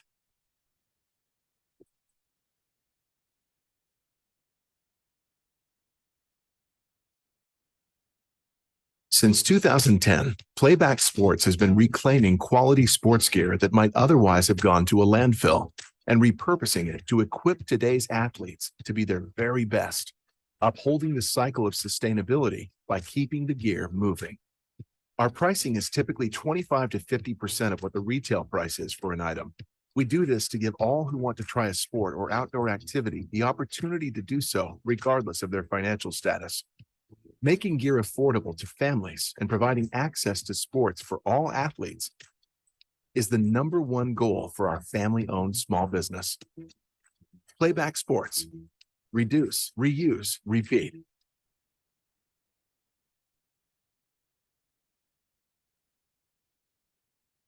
Thank you. I'm Peter Dumas, and I am a Caucasian male. I have shoulder-length brown hair, and I'm wearing blue jeans and a black t-shirt with our logo on it. Have you ever bought something, used it for a period of time, and then stopped using it, and now it's stored somewhere in your attic or in your garage? Perhaps you upgraded, or that activity didn't stick, or maybe it just doesn't fit anymore. Before we owned Playback Sports, my daughter first played soccer for our local YMCA team, which I reluctantly volunteered to coach. She needed cleats, shin guards, socks, ball, and a bag. And we went out and purchased all that stuff for about $100. Then about halfway through the season, guess what happened? She outgrew the cleats. So another $30 later, and we're at $130. But what if you're not okay with spending $130? Or what if you can't afford $130 for kid 3, 2, or 1? If I had known about Playback Sports back then, I could have purchased all that gear for about $60. And then at the end of the season, I could have consigned it and got $24 back. That means I would have only spent $36 for the season instead of the $130 I did spend. And that's why we exist, to offer quality used gear at an affordable price in an effort to provide access to sports and activities for everyone. We are a family-owned, veteran-owned small business. We have a sales staff of 5 employees, and we have an independent bookkeeper and CPA. My background as a multi-sport athlete has been key to our staff development and training. Somebody asked me, how does it work? I'm glad you asked. Plant. Our consigners bring in their clean, quality gear, and we price it. And then when their item sells, we credit their account 40% of that sale, which they can cash out or they can use as store credit. And we retain the other 60%. How do you hear about Playback Sports? Well, you may have heard about it from one of our consigners or from one of our customers, or you may have seen one of our street signs. No? Well, perhaps you're one of those over 2 million people that saw my ridiculous Instagram post of riding multiple bikes on a treadmill. Yeah, I did that. Would you believe it if I told you that we are the only consignment sporting goods store in the South Sound region? Well, we are. Elevate Sporting Goods is our closest competitor, but they don't do consignment, and they mostly sell used hockey gear and not much other sports gear, whereas we sell very little hockey gear, but have everything else. Our gross sales have increased about 10% per year over the past 10 years, going from about $285,000 in 2012 to $660,000 in 2022. Meanwhile, our total expenses have gone only about 7% over that same time period. At Playback Sports, we partner with Stars for Peace, the YMCA, and our local public middle school and high school. Our plan for the funds is to purchase an enclosed trailer to expand our reach in acquiring gear. Additionally, we'd like to start our own scholarship fund for families with the greatest challenges to access. Are you ready to help us keep the gear moving? Thank you.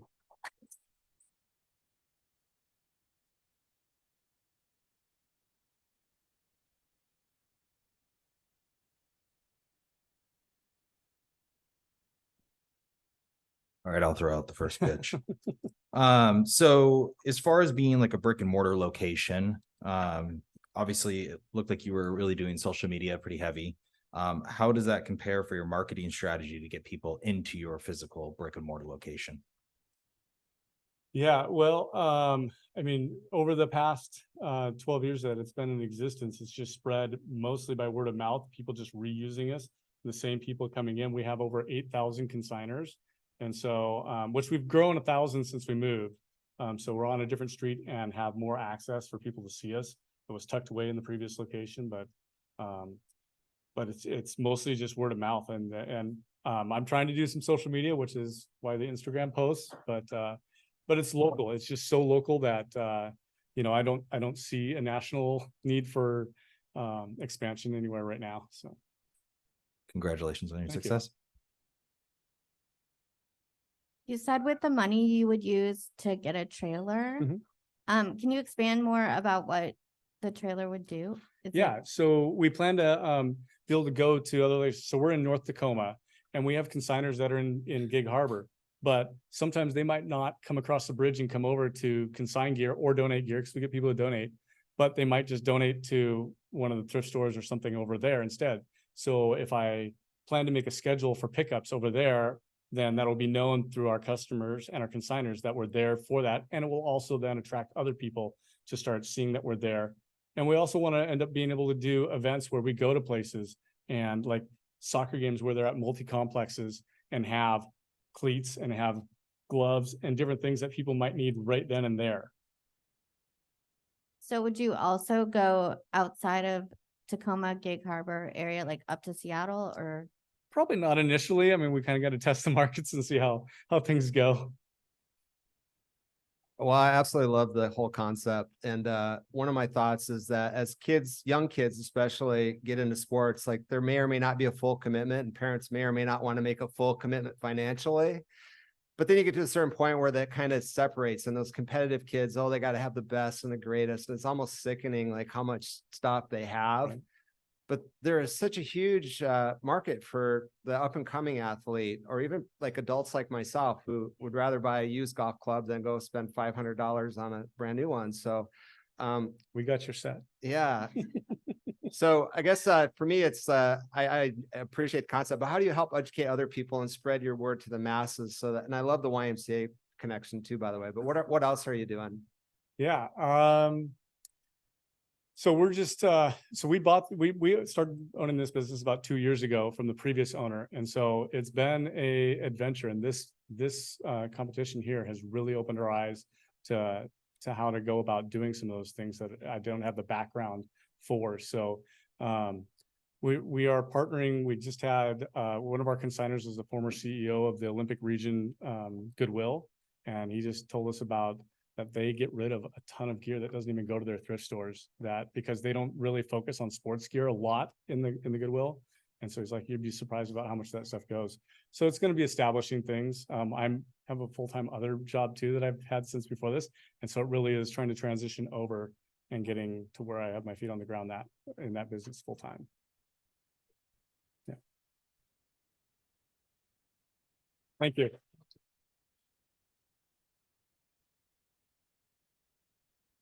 Thank you, Peter Dumas with Playback Sports LLC. And now let's bring Cameron Hudson with All in Hall LLC to the stage for a pitch.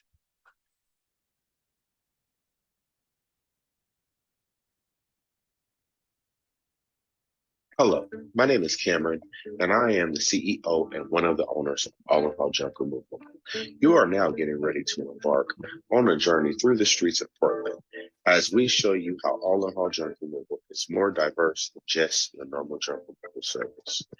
Our community outreach and impact stretches beyond just picking up trash. We support the city of Portland and Multnomah County in their efforts to clean up the trash throughout Portland. We also work directly with commercial businesses, realtors, property management companies, and many, many more. We are doing our part to help our community as a whole on a consistent basis. Let me show you how.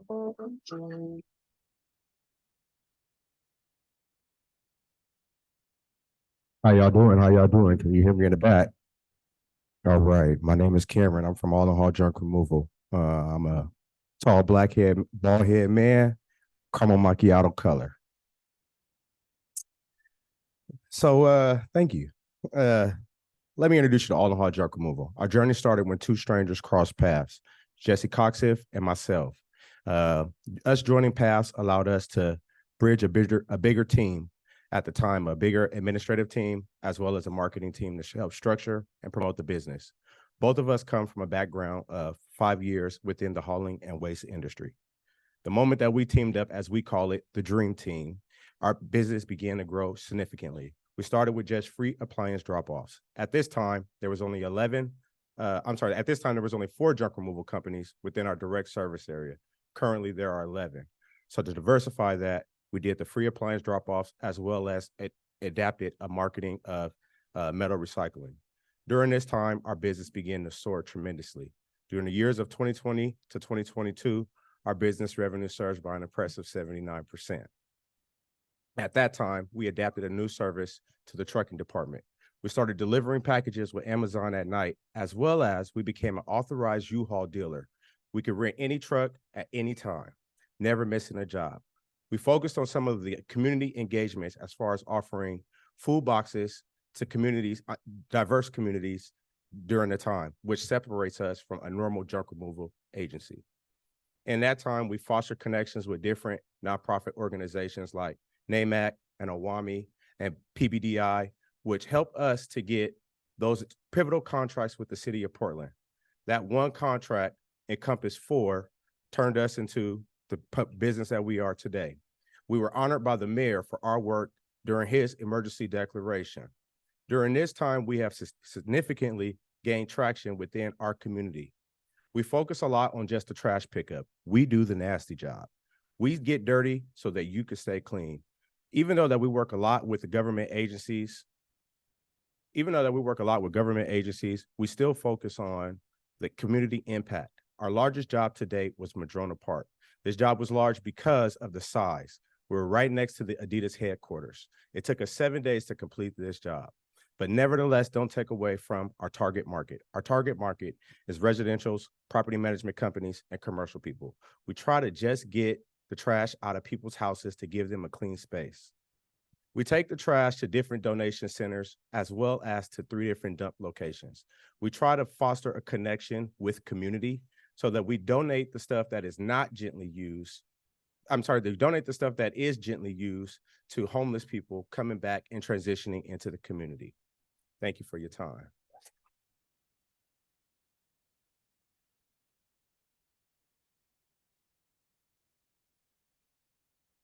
In this segment, do you have a lot of people that you compete against, or do you find that you have less competition? Depending on what we do have competition like 1-800-GOT-JUNK or BioRapid Response, which are some of the larger competitors in the houseless camps as well as the junk removal field, but they don't do what we do. We get nasty. We do all of the stuff that you don't want to do.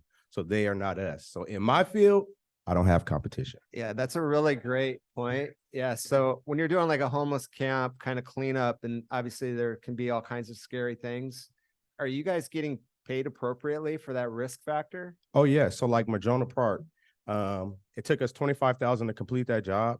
It took us 7 days with 18 people. We made $76,000. So we get paid pretty good, as well as we are sustained over time. So Multnomah County, that's a $250,000 contract. Portland Parks, that's a $250,000 contract. City of Portland, that's a $500,000 contract. And today, I just got a call from them for $1 million contract. So in given the governmental aspect, we are doing just fine. As far as the residential portion of it, we do good there too. Our normal job is about $275 to $500. It takes us about $9,000 to $11,000 to operate monthly. We turn around and make $27,000 to $30,000 every month. That's 1,000. I'm sorry. I have a third question. So staffing, do you have like independent contractors or W-2 employees that do the work for you? Right now we have 10 W-2 employees, but we also work with a temporary agency, so I can get up to 250 people within 24 hours if need be.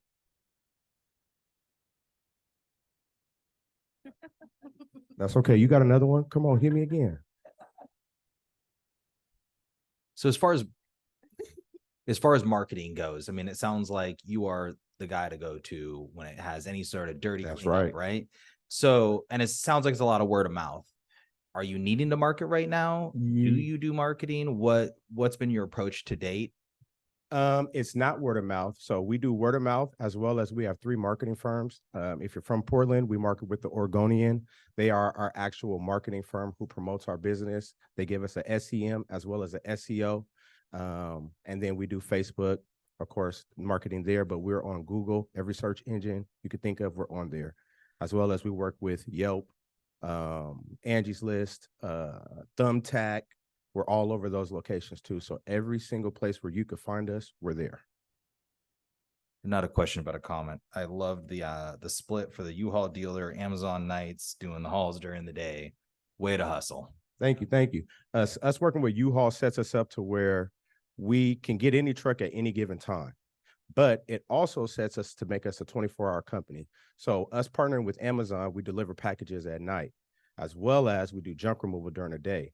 So literally we have a 24 operation to where if you call us at any time, we will not miss that job, because working with the city, you have to have a 24-hour response time. What's your next question? Come on, I'm up here. We got all night. I'm the closer. Come on, we got all night. Let's go.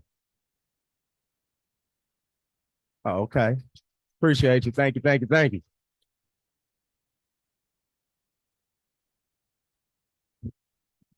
Cameron Hudson with All in Hall LLC. Thank you very much. And thank you to all of the finalists and the fantastic pitches we've just heard. Really amazing and inspiring, honestly, these businesses and these folks who are telling their stories this evening. And now I'm going to invite our illustrious judges to pack themselves up and exit, because we are going to take a 40-minute intermission while they do some deliberating. And we're going to stay in our seats for the next minute or 2 or so while they kind of get themselves together and they make their way out of this room. We want to say for you at home that we are going to be playing the 10 finalists marketing videos as well. And you will be choosing the best marketing video on a live vote via slide. To cast your vote, it's easy. You just scan the QR code on your screen. The poll will open for voting after we play the 60-second videos. Remember, that is a $1,000 prize as well, so enjoy those. And it does look like our judges have been able to make their way away from the judging table. So for everyone in the building at this moment, 40 minutes, please enjoy yourselves, mingle, talk to folks, get a glass of wine, and we will be back to announce the winners in about 40 minutes. Thank you. Hello, my name is Cameron, and I am the CEO and one of the owners of All in Hall Junk Removal.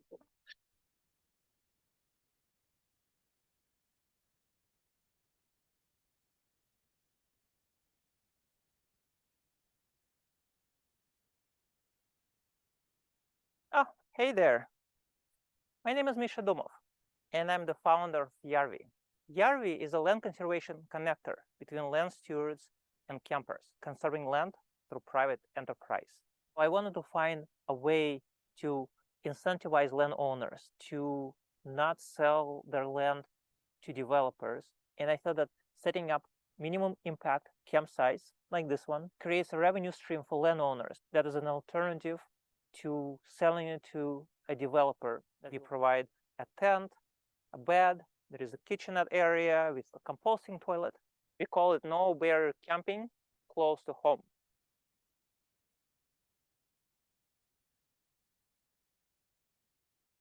Hello, my name is Takia Ward. I go by T-Dub, and this is the Resole 206. We are Seattle's first dry cleaner for sneakers. There's a good chance if you look down, you're wearing sneakers, and an even better chance that those sneakers need some love, and that is where we come in. Our mission is more shoes on feet and less shoes in the landfill. So whether you're an athlete who just busted through your go-to shoes, a sneakerhead who needs their collection to stay pristine, or someone who simply enjoys clean, wearable shoes, the Resole 206 has the services you need. Through workshops and events held at our state-of-the-art facility, we are set to make Seattle the sneaker care capital of the Northwest. That's the Resole 206, putting the soul back in your sneakers.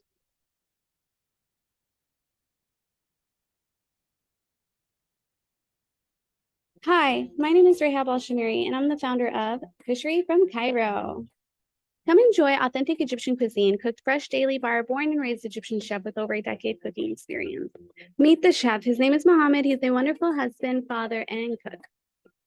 We're bringing the Middle Eastern North African community a place to call home away from home, right in King County.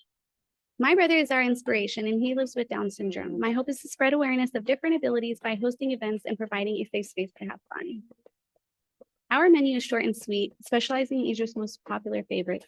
We cook our food fresh daily with quality ingredients, follow all health guidelines, and we offer a safe space for more than just good foods, but socializing and entertainment as well. Thank you so much for all your support.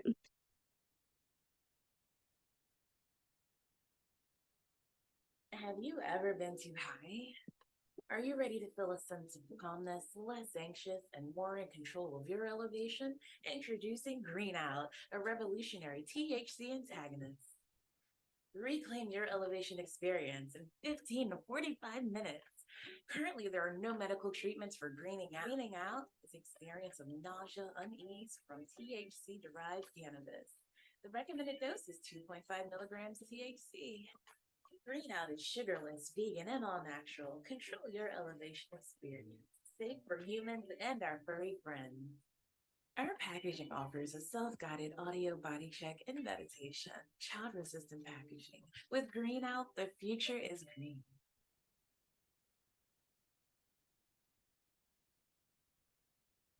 Are you tired of buying paper and plastic products only to use one time and buy again and again and again?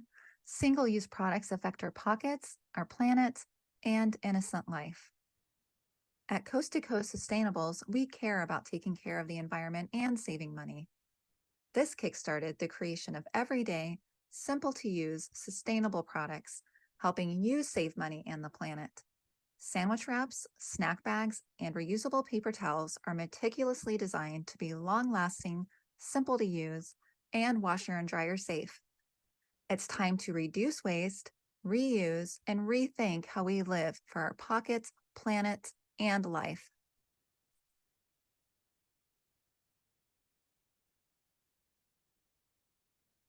Do you worry about being able to afford childcare? Well, the solution has arrived. Solid Foundation Childcare is a certified in-home classroom. Our weekly services offer an enriched, inclusive learning experience with a play-based tailored curriculum. We focus on whole person health to help build a solid foundation of self-love, academic skills, and daily life preparation. Solid Foundation empowers families by making a way for work. Solid Foundation has strategically partnered with state-funded programs that will pay 100% tuition to income-qualified, underserved families that live in Multnomah County. Teachers at Solid Foundation are changing the world one child at a time.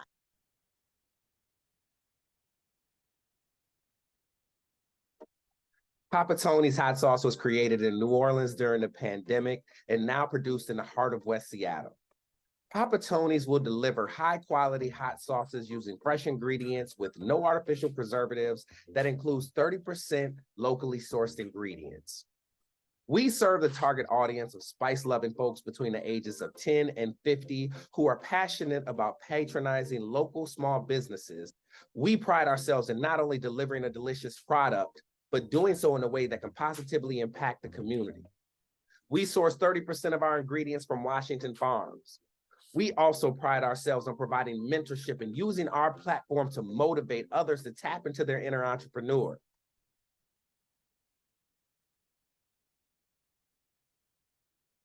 Looking for a clean, safe, and community-focused fitness facility with a staff that's highly educated in the art of strength and conditioning? Stand by. Previously on Ready to Die. Let me be the first to introduce you to Sound Sports Performance and Training. We are a Black-owned, veteran-owned strength conditioning company that focuses on anaerobic strength training for our athletes, both youth and masters, our everyday athletes, and even our elders. Here we integrate athletic skill building with proven exercise science to achieve optimal performance, mental wellness, and longevity in sport and life. Whether it be within our facility or in our community, we strive to bring people a better life through fitness while inspiring the next generation to follow suit.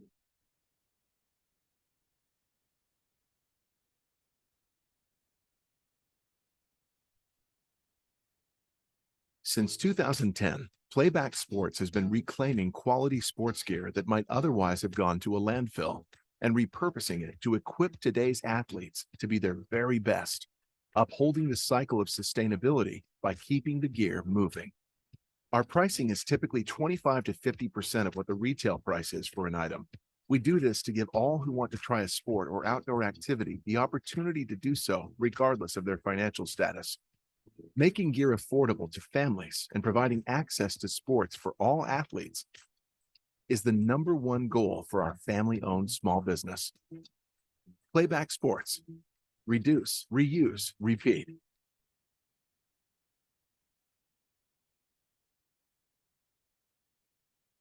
Hello, my name is Cameron, and I am the CEO and one of the owners of All in All Junk Removal.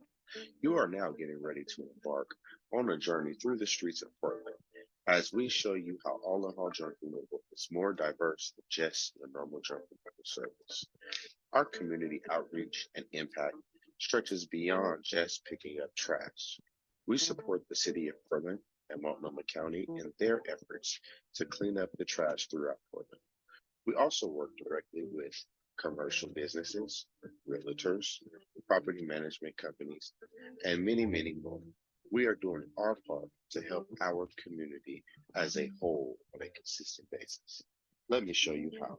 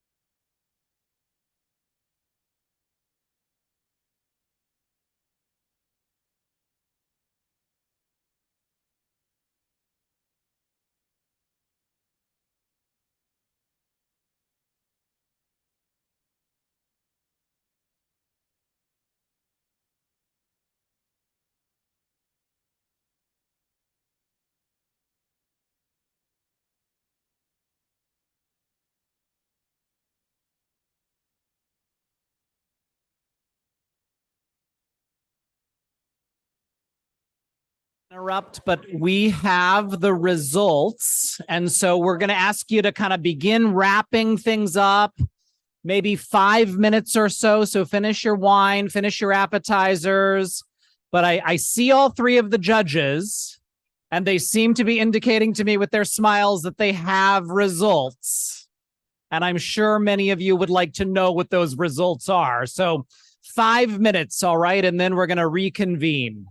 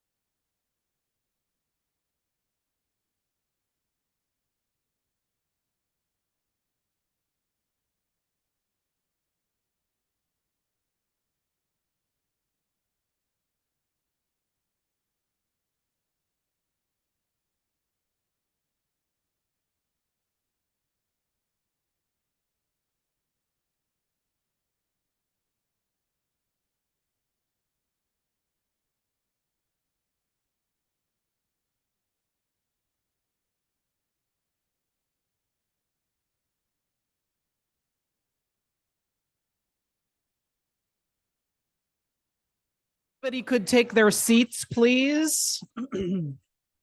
I know we're very excited to hear tonight's winners and what the judges have landed on. So if everyone could start to bring their conversations to a close and we could take our seats, that would be fantastic.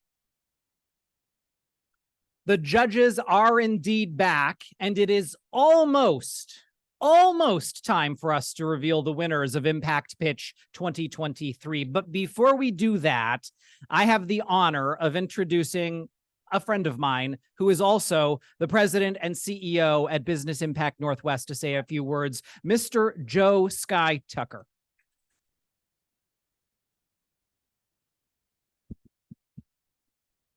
All right. Thank you, everybody. My name is Joe Sky Tucker. I'm a white male. I am wearing a tie, which there was some discussion with my wife if I should wear the tie or not. I went with the tie. She's generally my stylist. I think it worked. Wearing a pinstripe jacket. And this was also my move was I went with comfortable shoes. They're not as stylish as what I like to wear, but my feet are thanking me right now. So plug for good shoes at this event.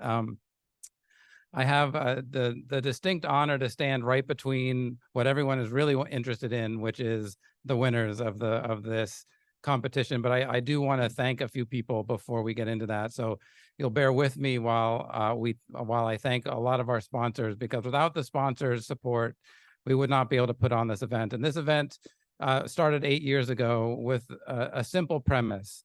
Can we put on a pitch competition that even an accountant could win?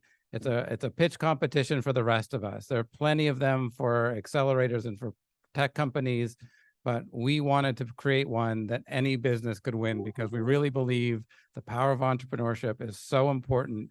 And if you just saw these businesses and the work that they're doing in their community, demonstrating how important running a small business is to their families, to the workers that they have, and to the communities, it's a true inspiration. And so before we get into my cavalcade of sponsors, which are critical to the prizes at the end of this and throughout the process, let's give another hand to all of the people who participated.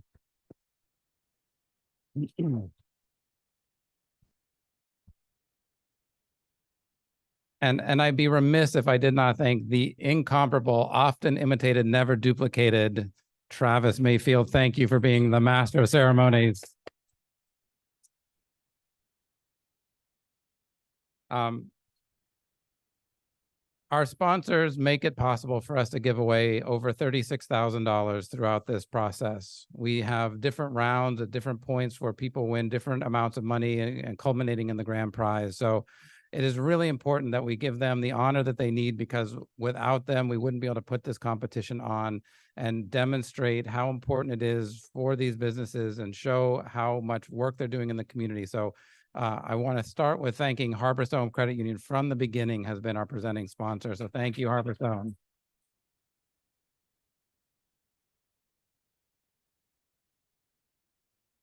You'll hear a lot of banks and credit unions because we were in financial services. And so that's just the way it is. And we're so appreciative of Washington Federal, Beneficial State Bank, Verity Credit Union has been with us since the beginning as well, Federal Home Loan of Des Moines. Let's see if I'm forgetting anybody else. Tapco Credit Union, Puget Law Group, and Zen Business. So those are all sponsors of this event. So let's give them a round of applause, please.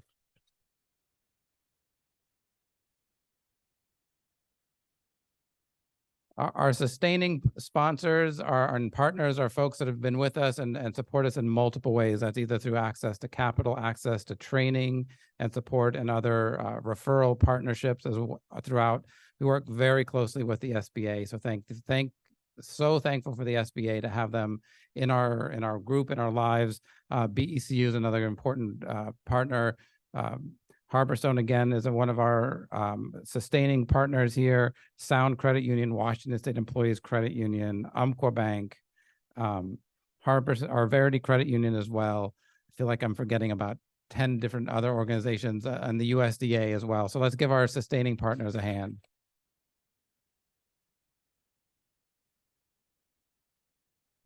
our in-kind sponsors. So they donated things to this. So Imperial Lake Union, this beautiful space. Can we have a more beautiful spot than this place? So thank you. Yes, thank you. Live Oak Audio and Visual, who are making it possible for us to live stream this and doing all of the sound and stuff for us. We thank them. Morgan Schuler Photography, she has been with us also since the beginning, our very first event, way back when she helped us out. So thank you, Morgan, for all your work. It's always great to see you. Black Forest Mushrooms, also an event judge this year. So thank you for that. Urban Craft Uprising in the house. So thank you, Kristen. Uva Furum Winery, so they won last year. They are our wine sponsor this year. And Arc Beverages, our official beverage sponsor, they were also in our finalists last year. So really paying it forward for this year's group of folks. So thank you to all of our in-kind sponsors.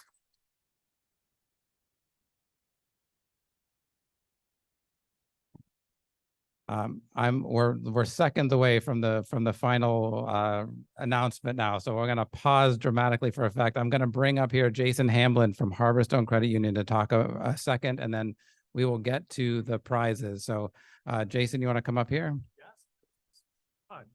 Sorry about that. Hello, everyone.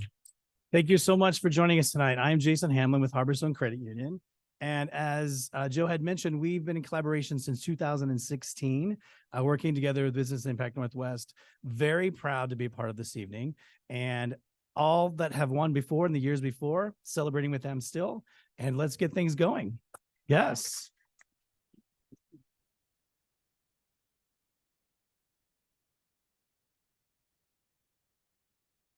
I'm going to stall for time while I bring up big checks. And how's who's from out of town tonight? We have some folks in from Portland, so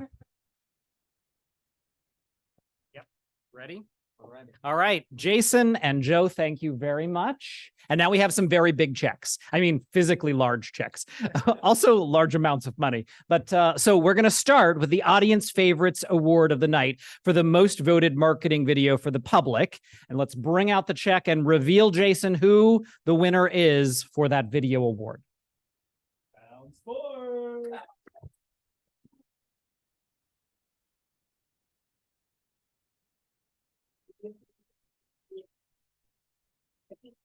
Congratulations to Sound Sports. Yay! And don't go too far because we're going to want more photos later. But for the moment, congratulations. All right, our second award this evening is for the Startup Idea Stage Business Award. And Jason, can you reveal the winner?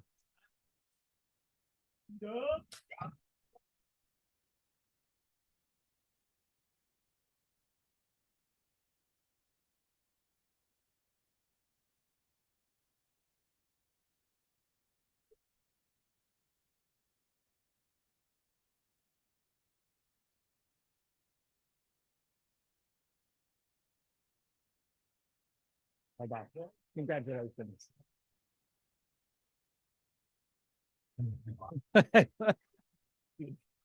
Off the charts cheering squad. You get an award. Our third award this evening for Early Stage Business Award, and the winner is Jason Hamlin. The winner is Coast to Coast.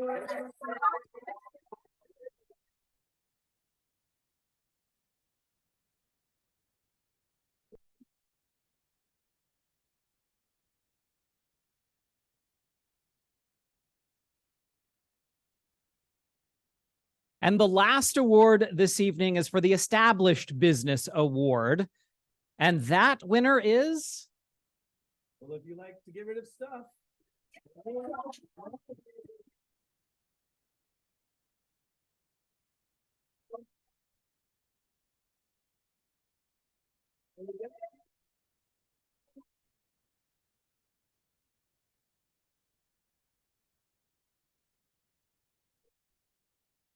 Congratulations. Thank you for joining us this evening and helping us promote inclusivity and positivity and having such a big impact on our local community. You can read more about the finalists, the winners, if you go to Business Impact Northwest NW.org or by joining the mailing list, which is a fantastic way to stay involved. And we do want to ask all the winners, as well as Joe, the judges, Jason, all to stick around here close to the stage because we're going to take some more pictures. But in the meantime, everyone, thank you again. You've been a fantastic audience. It's been a lot of fun tonight. Have a great evening.